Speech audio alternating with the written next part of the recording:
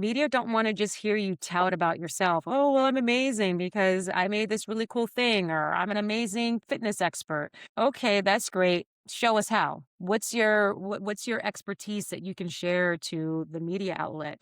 And people are surprised when I explain that to them. Like, oh, I just thought I could just talk about myself in all my interviews. No, you can't just talk about yourself. You have to give something. You have to, what are the three takeaways when someone watches you and then or reads an article, right? What is it that they can go, "Oh my gosh, that person is so smart. I have three things now that I can take action in my life and my life is now better because of that person." And then that's how they follow you on Instagram. That's why they're going to engage with you because you're not just boasting about yourself all the time. You're actually giving something.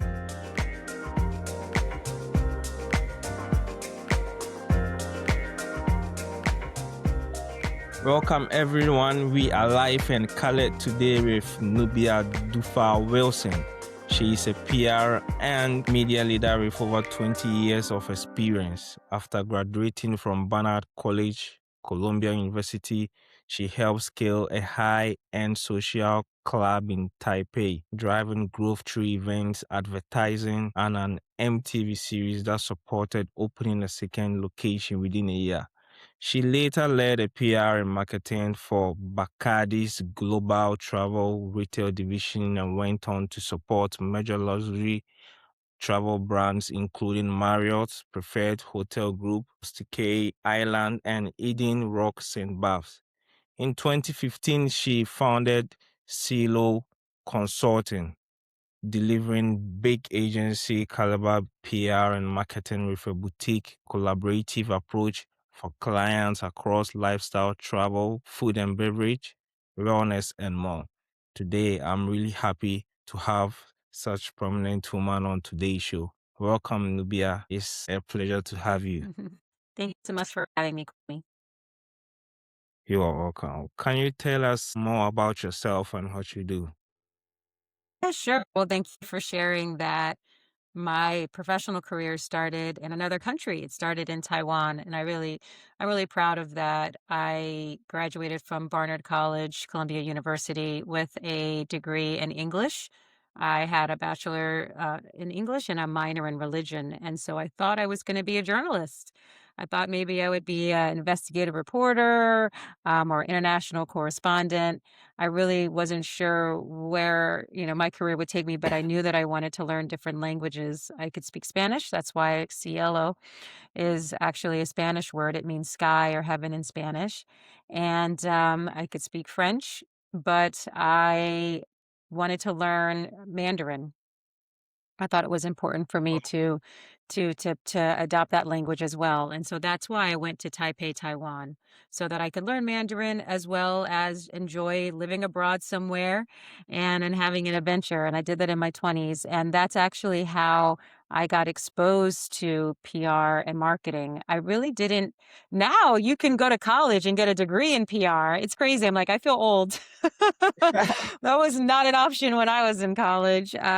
So to have the experience of going to Taipei to a different country and being able to work at Chit Chat, the social club where people were learning how to speak English and a natural approach, was a very modern way of teaching English. We were in these really cool, lounge like classrooms, sitting in couches. Doing presentations in front of a PowerPoint where we were allowing them to just naturally have conversations and learning English and vocabulary along the way. But not to get into that too much, but all that to say is that experience of working with MTV, of working with radio, of planning events and really driving awareness and membership for the social club made me realize I had other skill sets that I didn't know could be used and could be used for business. And so that's why ultimately I got into PR and marketing after working at Real Simple Magazine for about almost 3 years in New York City. I transitioned into that career. That's really great. That's really great. I'm curious if now you are a fluent Mandarin speaker. 我可以说中文. I'm not fluent. I was spoken really well when I was there. I mean, this is almost 20 years ago, but I do keep it up. I do Duolingo. Maybe I need a Duolingo Oh, sponsorship. So I do Duolingo, and I use it to keep up my Spanish as well. You don't get the chance to use oh, it every day, right? They say yeah, if you yeah. don't use it, you lose it. That's really right. I mean, your environment isn't full of Spanish people or Taiwan people, so yeah. Yeah, But it's yeah. great that you speak multiple language. That's really great. I love language. Yes. I would want to have that skill as well. You can do it. So you started Cielo in 2015 after working with major brands. I believe that's a significant pivot. What triggered that Mhm. shift, and when did you realize small business needed PR in a fundamentally different way? Yeah, it's a great question. So, even before I had started Cielo, I would have friends, peers say, "Hey, Nubia, can you help me with a website? Can you write copy for me?" And I would do these little things on the side. And my husband actually would always say, you need to be an entrepreneur." And I go, "No, no, no, I don't want that type of burden. It's a lot of work." But fast forward many years later, and working at an agency became complicated. I became a mom. I had 2 kids actually. Well, when my daughter was 6 months old, I got pregnant with my second son, and I just realized all the travel. I mean, it looks really luxurious and amazing on social media. When my friends are like, You're always in a villa. You're always somewhere fabulous." I'm like, I know, but it's not as glamorous Enjoyment. behind the scenes. I mean, it was lovely, but it's also just hard work, and to travel that much when you just really wanna be holding your six-month-old, it's hard. And Mhm. so I ended up transitioning to an in-house position in New Jersey at the time, when I got pregnant with my second child, and I was working at a dental spa and doing their marketing communications in-house, and it was wonderful. I mean, people couldn't believe it. Like, "You're working for a dentist full time?" "Yeah, I'm working for a dentist full time." It was $1,000,000 practice, Wow. and, yeah, and so that allowed me to really connect more with the community that I'm in here in Northern New Jersey, and everyone was asking me. A lot of small business owners were saying, "Oh my gosh, you're amazing. I need someone like you. I need someone to help me with my PR, with my branding." And they'd ask me, "Are you available?" And I say, "No, I actually work for this practice full time." And so fast forward, after working at that practice for 2 years, I realized, "You know what? I think I can do this." I was getting a little antsy, or I used to joke, "I'm getting tired of teeth." Yeah. And, I learned a lot about dentistry, actually. I mean, that's why I got a lot of great work done. Hope you like my teeth. So I said, "You know what? I think I can do this on my own. I think I can go off and help other business owners who cannot imagine being able to afford a Madison Avenue in New York City PR agency." New York City agencies are expensive, right, for small business owners, and it's cost Yeah. prohibitive typically. And I realized I could provide my services with that same level, that same caliber of a New York City agency, but at a fraction of a price for small business owners. And that's how I started Cielo.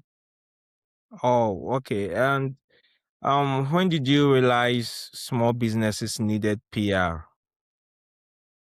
I realized it when I started to talk to more small business owners. And when I say small business owners, so where I live, there are a lot of what they call mom and pop businesses, whether Mhm. it's boutique clothing store or independently owned restaurant, independently owned magazines, Yeah. jewelry makers, right? A lot of makers, those who are inventing things, and they are trying to, they do their fundraising online, their GoFundmes, and then they make the money, and then they produce these amazing and new inventions, and they're in startup mode, and they need help, and so that's when I realized that there were just so many small, sometimes we even call them mompreneurs, right? Mm. Mothers who decided, "Hey, I've been working from home all these years, and now I want to get back into the professional world, but it might be hard for me. So maybe I can be an entrepreneur and do it that way."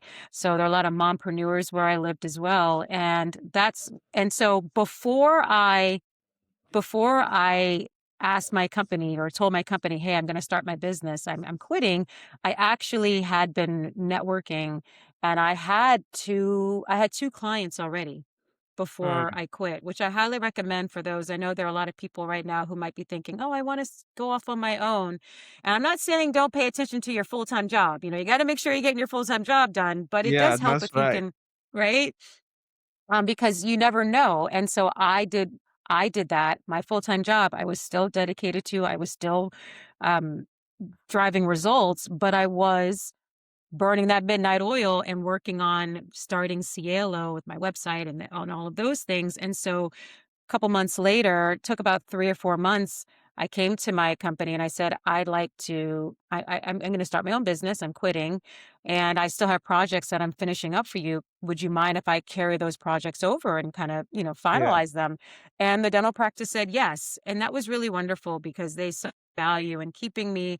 They were happy for me that I had started my company, and so that's how Cielo launched. Wow, wow, that was an incredible journey, balancing your full-time work and starting Mhm. your own business as well. I guess it wasn't easy at all, but you kept on burning the midnight oil. That's the right way to do it. Wow. So right now we are in the moment where content is basically infinite and there is a lot of AI generated videos and pictures out there. A research on AI authorship shows that when people think something was created by AI, it can change how authentic it feels and it triggers skepticism in a certain context. Because me nowadays, whenever I see a picture online, I am really looking at it carefully to see whether or not it is AI generated. So when you look at 2026, how do you define PR's job now? Is it awareness? Is it trust or proof? Mm.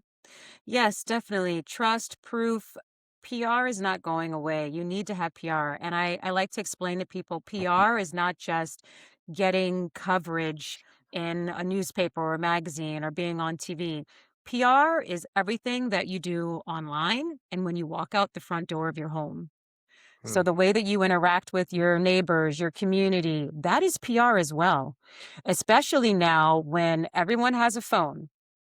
Everyone can record you. Everyone can take a Yeah. photo, or they can alter a photo through AI. And so your reputation, especially if you're a business owner, is very, very important. You have to protect it and you have to be vigilant about it. And so AI is not going away.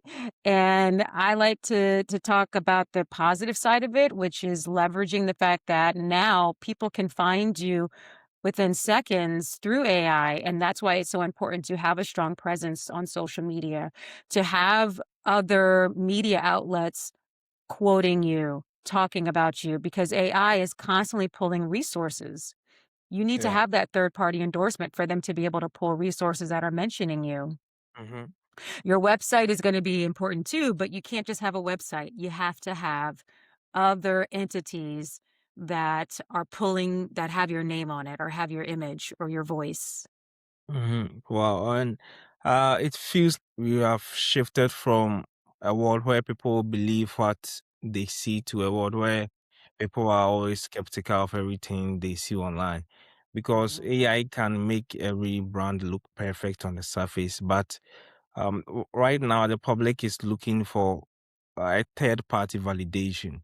They want to see that a person is real or a trusted news source is willing to stand behind business. In 2026, PR isn't just about getting your name out there, it's providing the human stamp of approval that an algorithm just can't give. Mhm. Yeah, definitely. So if the goal is now to show that human stamp, which one specific thing is a business owner can do right now to prove they are a real person and not just a bunch of AI generated content? Well, video is really strong. I have clients who They say, "Oh, I hate social media," because they feel like it's work, and it is work, but, leveraging social media, leveraging the press that you get on social media, or just being present on social media is really important, and so, an example is doing video content. I feel like I don't do enough video content on Cielo because I'm constantly telling my clients to do it. But yeah, every once in a while, once a month, actually putting on your camera and really video recording yourself. Yeah. Talk about what your day was like. Talk about maybe a challenge that you've had that you overcame, and now you want to share that with other business owners. I mean, there's so many things that you can do on video, and and keep it short because people's attention spans are worse than ever. If your video is more than sometimes if your video is more than 30 seconds, they won't even watch it. I mean, they will if it's really Mm, keeping them I know, right? yeah. If it's really keeping them engaged, but you want it to be at least a minute to create that good content, create some engagement, ask some questions in that video, get people to comment so that the algorithm, whether it's Instagram or even LinkedIn now, is really pushing social media. Excuse me, is really pushing video content so that you're getting people to engage with your content, and it's not just about me, but what is it that you can offer people? Same when I'm pitching media. So I do a lot of thought leadership, right? I say people, places, and products. And so when Yeah. I'm focusing on people, I'm making sure that my clients are able to express what they can offer from an advice standpoint. Media Mm, don't want to just hear you tout about yourself. Oh, well, I'm amazing because I made this really cool thing, or I'm an amazing fitness expert. Okay, that's great. Show us how. mm. What's your expertise that you can share to the media outlet? And people are surprised when I explain that to them, like, "Oh, I just thought I could just talk about myself in all my interviews." No, you can't just talk about yourself. You have to give something. You have to what are the 3 takeaways when someone watches you and then or reads an article, right? They're what is it that they can go, "Oh my gosh, that person is so smart. I have 3 things now that I can take action in my life, and my life is now better because of that person." And then that's how they follow you on Instagram or LinkedIn or TikTok or whatever platform it is. That's why they're gonna engage with you because you're not just boasting about yourself all the time. You're actually giving something. Well, you're actually giving something.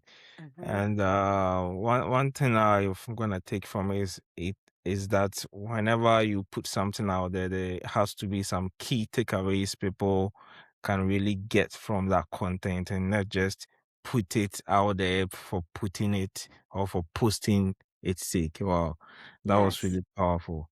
And on your site, you have the author circle. That's the 5 week PR and marketing Yes. do it yourself workshop for authors, covering things like brand, archetypes, mission value, and vision, and pitch writing, plus a guest speaker. What made you create this as a structured program instead of just offering one on one support? And what transformation do you want authors to walk away by the end of those 5 weeks? Thank you. Thank you for asking. I'm really excited about Author Circle, and I can't take credit for thinking of it first. My partner, Zena Island, who is also a publicist, she's based in Washington, D.C. She and I, over the past couple of years, have partnered together on clients and projects.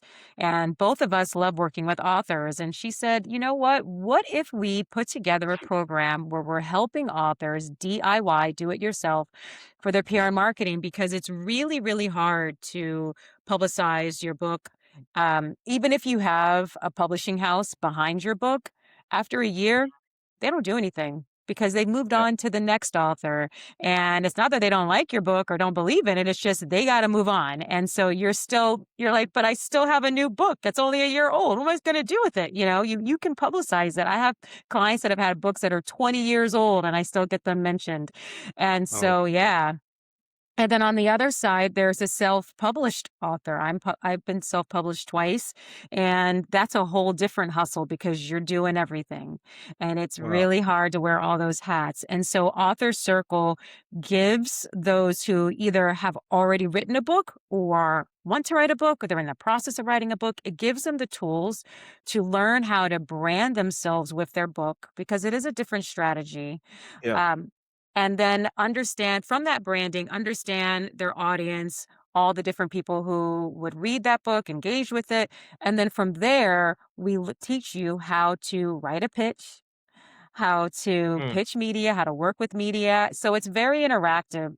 Imagine being with five or six other people who are authors and we're all together working workshopping our mission statements, our values, workshopping our the pitches. So we literally put your pitch up on the mhm. screen so that we can all look at it and give feedback.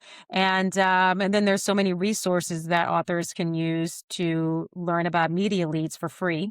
So we talk Wow. about that. And then at the end, as you said, we have guest experts. I brought in journalists from Forbes, journalists from Travel and Leisure, journalists who are coming on to allow the authors to ask questions for 30 minutes about how they do their work, how they pick their what they're gonna cover, and it's a wonderful experience for 5 weeks.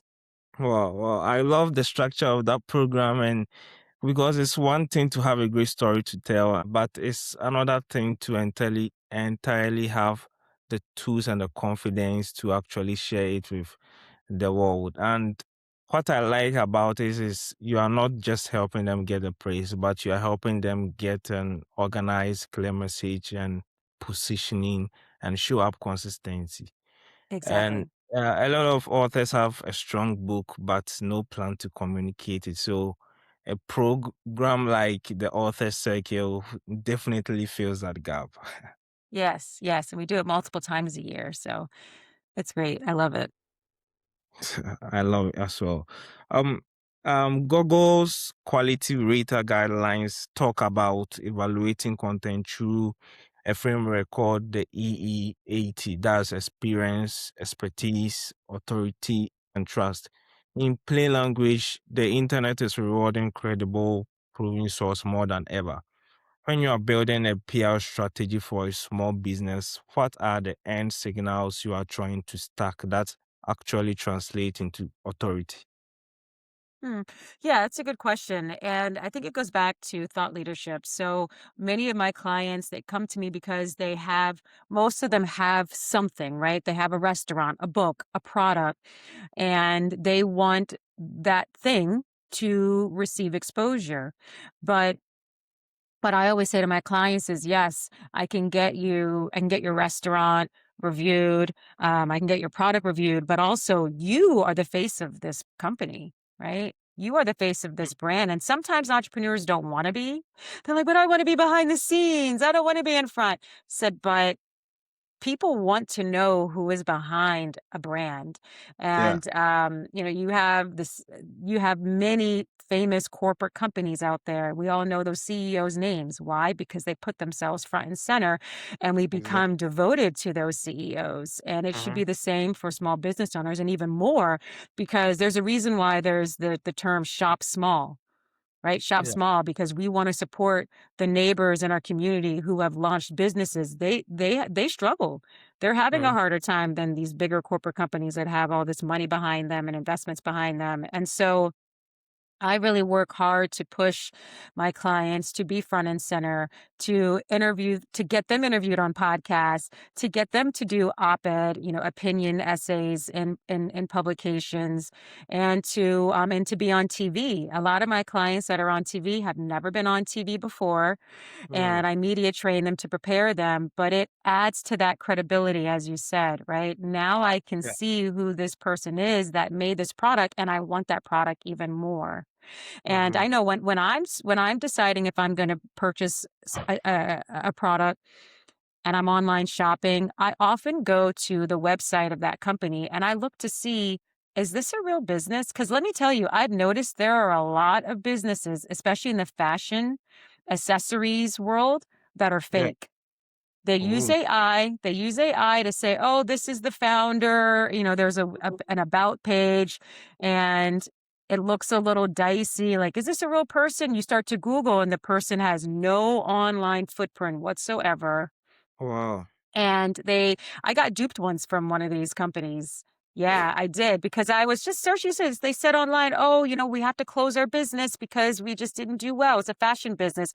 And the clothes looked really cute. I was like, you know what? Let me just see. The clothes are cute, so I'll just purchase. And even though I deep down I was like, I don't know if this is a real company. They said they Mm-hmm. were based out of California. They were not. It took almost a month to get the clothes from abroad. Wow. And not that that's like a problem. I mean, look, back in the 80s, I used to wait a month to get things in the mail, but that was the 80s, right? So this is Mm-hmm. this is a different story now where everybody has Amazon Prime. So that's when I knew something was up and I realized this was a fake company and it was just a reminder to me. Like I said, I more than anyone am very picky about the brands that I purchase from because I do branding, right? Mm-hmm. And so, like I said, I've always looked to see who's behind the scenes of a company, and this time, I realized I was duped, and it happens a lot. And so that's why even more so Wow. now than ever before, people who are the owners and the founders of companies really need to be authentic on their online presence and be present so people can trust them. Yeah, Like I'll yeah. never shop from that company again, right? You've learned a lesson. Yeah, yeah. I also, I think a month ago I also saw this advertisement and they were like, we are going out of stock, we are closing our company. And so grab, like they are saying, grab the last clothes, grab the last this and that. And a month later I saw that advertisement again on Instagram and I was Mhm. like, what is going Yep, on? yep. So I was like, is this an ad strategy or something? Right. Because after a lot of weeks later, I came back to the same ad and I was like, oh, something is not going on right here. And I don't know Mhm. if that's a new ad strategy they've invented to get more clients or something. They definitely have, it is destructive from a trust standpoint. Mm-hmm. They manipulated us, and why would you ever wanna and then, I mean, for this particular company, the product quality was not very good. So there's that too. I actually saw them do a similar ad again, and I commented and I said, "This isn't true. They said this like a couple of months ago." They probably deleted the comment, but I couldn't help it. I wanted other people to know that, like, this is Yeah, not right. legit. Oh, may God have mercy on us. Right. You describe your approach as multi-platform. That's you blend PR and advertising and brand partnerships. And a lot of founders either do PR or do marketing, sometimes separately and sometimes they do it together. But you are saying the mix matters. How do you decide what's the lead domino for a client? Is it press partnership, paid placement, or positioning? Right.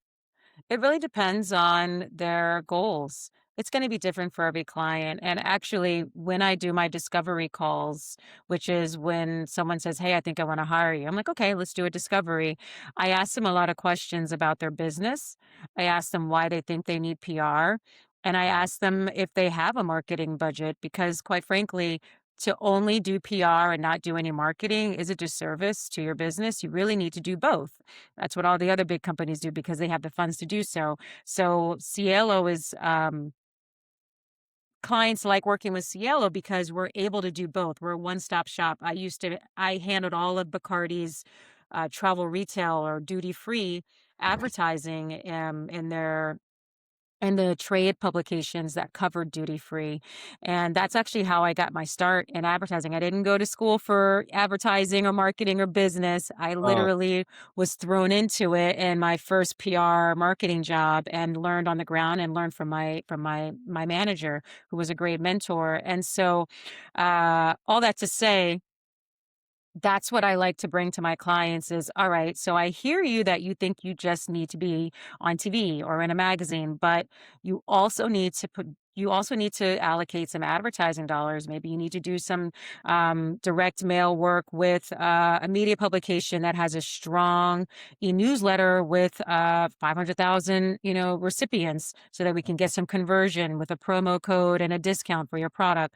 Things like that, we're able to do. I mean, I've done advertising in Vogue, Vanity Fair, as well as in small, family-oriented publications in within a city or within a region, and so, um, it's all about their goals, Yeah. and people are sometimes surprised. They're like, "Oh, you're asking me so many questions about my company and my business," and I'm like, "Yeah, well, not only do I wanna understand your business and understand your goals from that perspective, I need to make sure that if you're hiring me, that I'm actually going to be able to realize your dream and goals.